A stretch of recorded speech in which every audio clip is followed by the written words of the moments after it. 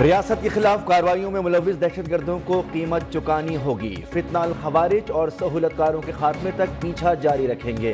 دہشت گردی پر اکسانے اور مالی معاونت کرنے والوں کو بھی ختم کریں گے۔ پاک فوج دیگر سیکیورٹی ایجنسیز کے ساتھ تعاون سے دہشت گردی کا خاتمہ کرے گی۔ Army chief general Asim Munir کا دو ٹوک پیغام۔ سپہ سالار کا جنوبی وزیرستان کے علاقے وانا کا دورہ۔ سیکیورٹی صورتحال پر بریفنگ۔ فتنہ الخوارج کے تعاقب کے لیے پاک فوج کے عزم کا اعادہ۔ جوانوں اور افسروں کے عزم اور جذبے کو سراہا۔ واضح کیا شہداء کو نہ بھولیں گے، نہ خون رائگا جائے گا۔ قربانیوں کو کبھی فراموش نہیں کیا جائے گا۔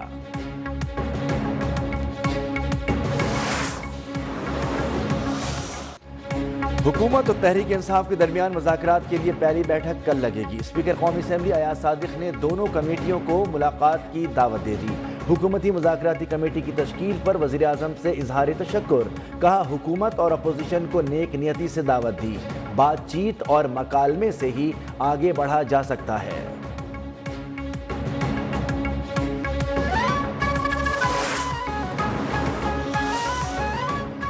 وزیر اعظم نے پی ٹی آئی سے مذاکرات کے لیے حکومتی اتحاد کے ارکان پر مشتمل کمیٹی بنا دی۔ اسحاق ڈار، رانا ثناء اللہ، عرفان صدیقی شامل۔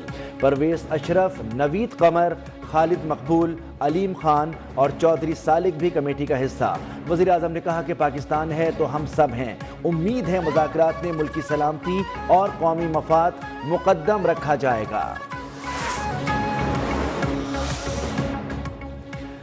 پی ٹی آئی نے اسپیکر ایاز صادق کی دعوت قبول کر لی۔ کل مذاکراتی کمیٹی کے اجلاس میں شرکت کرنے کا اعلان۔ مذاکرات کے لیے مطالبات کا ڈرافٹ بھی تیار۔ سیاسی قیدیوں کی فہرست مرتب کر لی۔ بانی کا نام سر فہرست۔ Chairman P T I barrister Gohar بات چیت سے مسائل کے حل کے لیے پرامید۔ کہا دونوں کمیٹیوں میں سنجیدہ لوگ ہیں، مذاکرات آگے بڑھیں گے۔ عمر ایوب بولے 9 مئی اور 26 نومبر واقعات پر جوڈیشل کمیشن کا مطالبہ کریں گے۔ شیخ وقاص اکرم نے کہا کل حکومت کی سنجیدگی کا پتہ چل جائے گا۔ شیر افضل مروت کی پارٹی کو تحریک مؤخر کرنے کی تجویز۔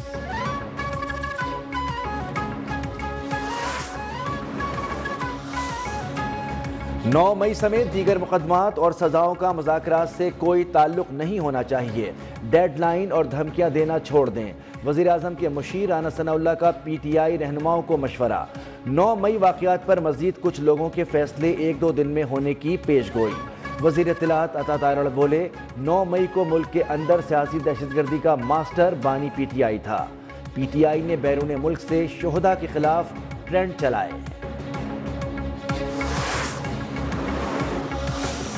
ویڈیو ریلیز ہوئی ہیں اور وہاں پہ جو 25 لوگوں کو جن کو سزائیں آئی ہیں ان کے چہرے، ان کی آوازیں ساری جو ہے ریکارڈ پہ ہیں۔ 9 مئی کے ذمہ داروں کو کیفر کردار تک پہنچانے کا معاملہ عدالتوں کی وجہ سے تاخیر کا شکار ہوا۔ 9 مئی کو حساس تنصیبات پر حملے کرنے والے تربیت یافتہ تھے۔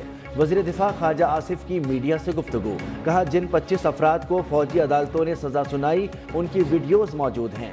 بانی پی ٹی آئی امریکہ کے کاندھوں پر سوار ہو کر اقتدار میں آنا چاہتے ہیں۔ یو ٹرن لینے والا کبھی قومی لیڈر نہیں ہو سکتا۔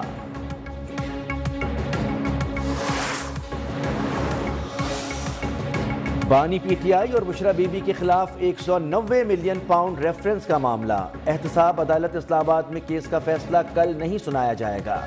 پی ٹی آئی وکلا کو احتساب عدالت عملے نے آگاہ کر دیا۔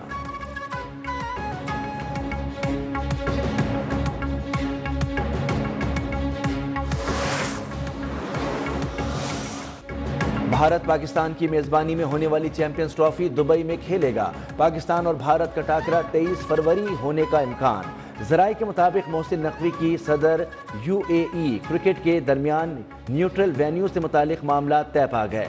بھارت سیمی فائنل یا فائنل میں پہنچا تو بھی میدان لاہور کے بجائے دبئی میں سجے گا۔ 19 فروری کو افتتاحی میچ پاکستان اور نیوزی لینڈ کے درمیان کراچی میں کھیلا جائے گا۔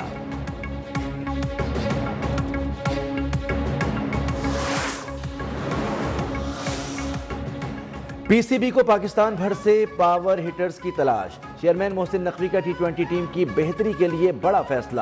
50 نوجوان ہارڈ ہٹنگ بیٹرز پر مشتمل اسٹرائک فورس کی تیاری۔ ذرائع کے مطابق بیٹرز کی سلیکشن سابق آل راؤنڈر عبدالرزاق کی سربراہی میں ہوگی۔ ملک بھر سے میرٹ پر 50 ٹیلنٹڈ بیٹرز کی سلیکشن کی جائے گی اور لمبے لمبے چھکے مارنے کی ٹریننگ دی جائے گی۔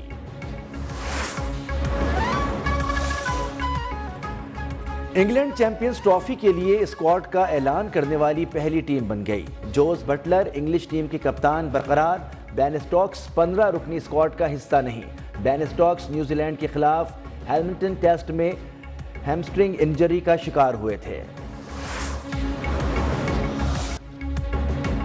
جنوبی افریقہ کو ہوم گراؤنڈ پر وائٹ واش کرنے کا مشن، جوہانسبرگ میں جاری آخری ون ڈے میں بارش کی انٹری، کھیل 47 اوورز تک محدود۔ جنوبی افریقہ کی دعوت پر شاہینوں کی بیٹنگ جاری، عبداللہ شفیق بغیر کھاتا کھولے پویلین لوٹ گئے۔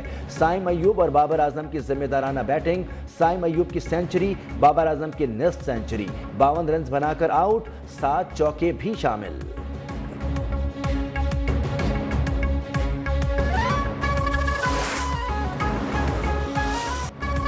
جنوبی وزیرستان میں شہید جوانوں کی بنو کینٹ میں نماز جنازہ ادا کر دی گئی۔ کور کمانڈر پشاور، پاک فوج کے سینئر افسران، جوانوں، عمائدین علاقہ کی شرکت۔ ISPR کا کہنا ہے کہ شہداء کی قربانیاں دہشت گردی کے خلاف جنگ میں عزم کو دوام بخشتی ہیں۔ دھرتی کے 16 بہادر سپوتوں نے چوکی پر حملہ ناکام بناتے ہوئے جام شہادت نوش کیا۔ فورسز کی جوابی کارروائی میں 8 خارجی جہنم واصل ہوئے۔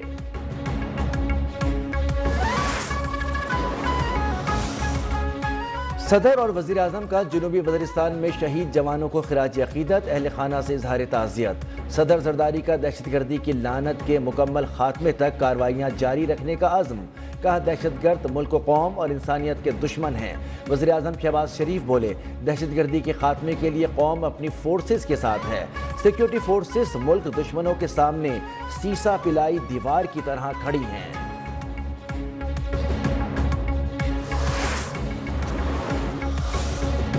وزیر داخلہ محسن نقوی کا کراچی میں پاسپورٹ آفس، عوامی مرکز اور نادرا سینٹر ڈیفنس کا دورہ، پاسپورٹ اور شناختی کارڈ بنوانے آئے شہریوں سے ملاقات۔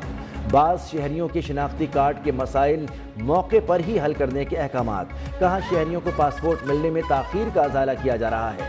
شہریوں کو اب مقررہ مدت کے اندر پاسپورٹ ملیں گے۔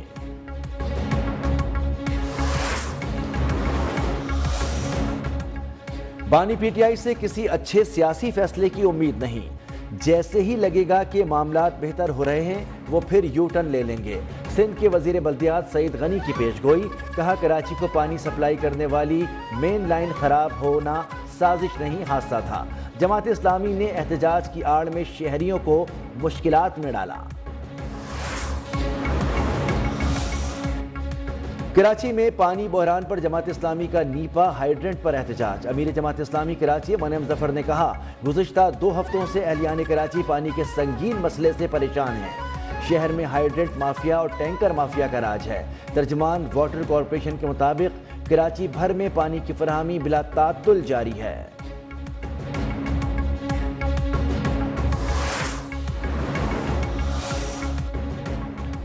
وزیر اعلیٰ پنجاب کے حکم پر ادویات اور ضروری سامان کی دوسری کھیپ پارا چنار روانہ کر دی گئی۔ بزرگ مریضہ ایئر ایمبولنس کے ذریعے اسپتال منتقل۔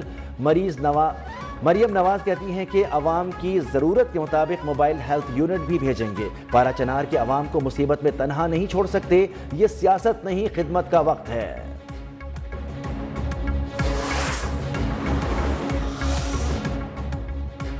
گجرانوالہ میں یونان کشتی حادثے میں ملوث انسانی اسمگلر سمیت 2 ملزمان گرفتار۔ FIA کے مطابق ملزمان اسلم اور سعید بین الاقوامی گینگ کے کارندے ہیں۔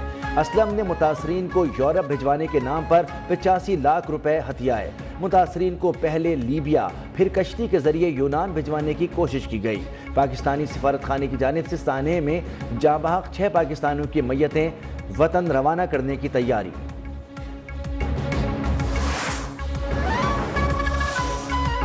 بلوچستان میں سخت سردی کی لہر برقرار، کوئٹہ اور زیارت میں پارہ -5 ڈگری سینٹی گریڈ ریکارڈ ہوا۔ کوئٹہ کی سرد ہوائیں کراچی میں بھی رنگ جمانے لگیں۔